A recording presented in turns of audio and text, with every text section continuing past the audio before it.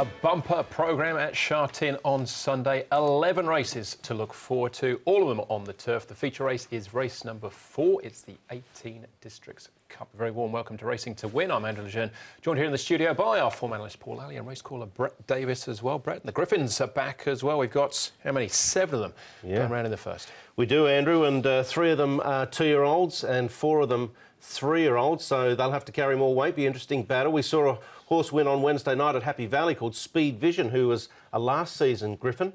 So he's certainly come a long way in 12 months. There's a bit of chatter about 1 or 2 of the young horses in the Griffin race, so it'd be exciting to see the young horses. Certainly will, and John Moore's got 3 of those 7 runners. What have we got jackpot-wise, Paul? Nothing. No, there's no jackpots. All the money was won last week, so nothing to start off with. But we've got a host of fair starters.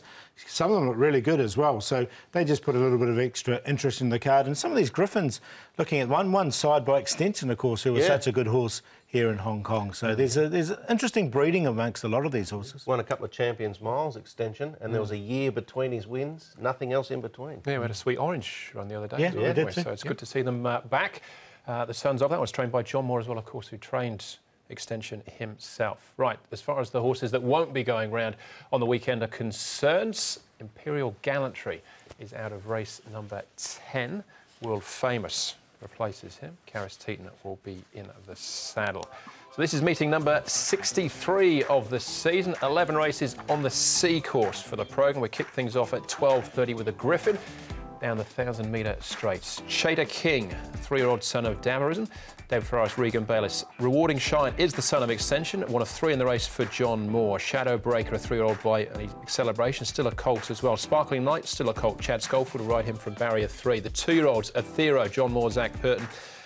Gala Knights, John Moore, Joe Moreira, and Winning Method, a 2-year-old colt by Holy Roman Emperor. Karis Teeton will ride him from barrier 4. Rewarding Shine, 1 of John Moore's 3, has been up at Shunfire in the last month.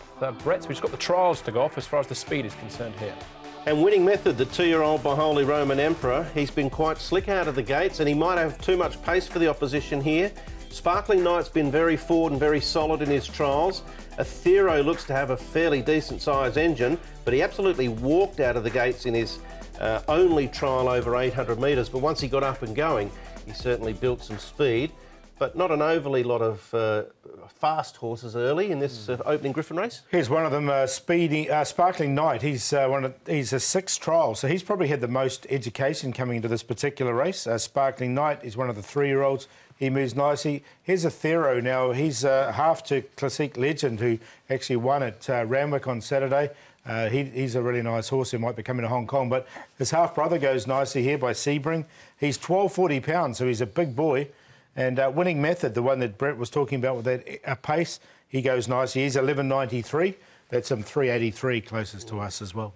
All right, OK. We'll have a look at a couple of the trials in a moment. Let's start off, though, with our likely favourite, I think, and 1 of 3 in the race for John Moore. That's Athero with jockey Zach Purton. Athero, Zach, 2-year-old stepping out for the first time. There've been whispers about him. What's he like to ride? Oh, he's OK. He's only had 1 trial. He missed a start by 4 lengths and closed it off OK, so he's going to need to do better than that. He did finish off that trial pretty well and work through the line nicely from the looks of things. Yeah, it wasn't too bad, but, you know, only having 1 trial going into a race is not a recipe for success normally. And that was only a half-mile trial. Normally, you like to see horses trial over 1,000 or trial 2 or 3 times before they go to the races. So John's taken a risk with him. Let's see if it works. Is that a thing with his stable, though? We've seen the likes of Styling City, for instance, not trial that well leading into that debut. They came out and won. Is that just something that John does? He can do it, yeah, but he also told me Gala Knight was the better horse out of the 2, so I'm confused and we'll just see what happens. You come into the meeting on 99 wins for the season. You often state publicly 100 is your target. Have you got there a little bit earlier than you would have thought? Not necessarily. I was expecting to have a decent season this season and it's turned out that way. Things are going well, so it's nice to be near that number and it'll be nice to get past it. There's every chance he'll hit the ton on Sunday.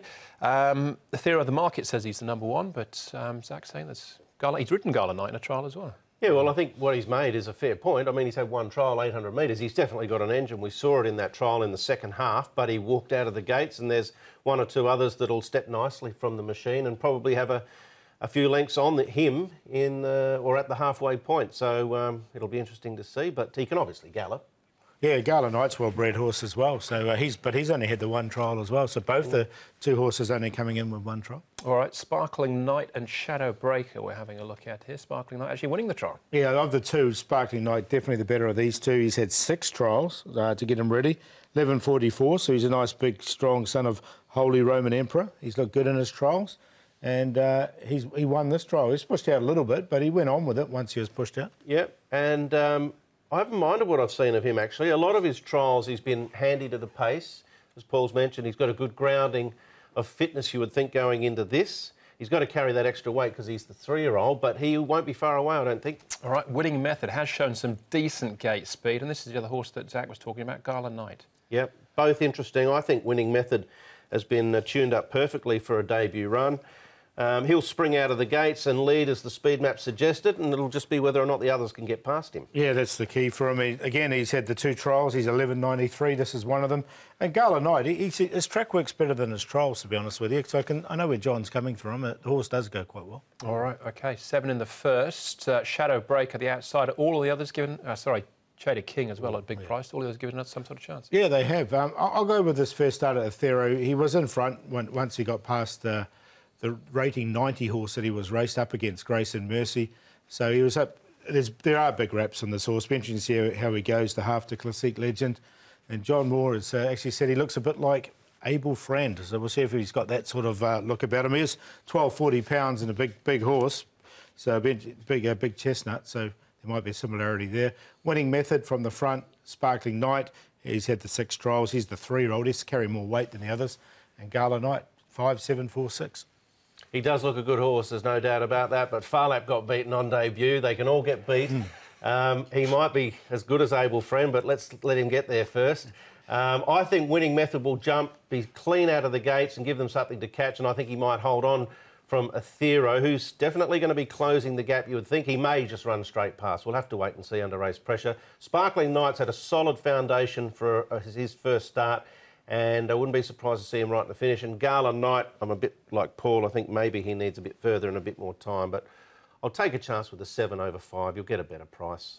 But both nice horses by the looks of it. They are. Yeah, we've all got the same 4 numbers. I'm with Paulo. Athero, I think it's going to be very hard to beat. That horse as well, Grace and Mercy, he's a Grade 1 winner in South Africa. Grade 1 winner. Yeah, Monkshood was his name when he raced over there, so looking forward to him to step out too. But yeah, Athero, I think, will take the world of beating in the first. There's confidence. Any ice creams?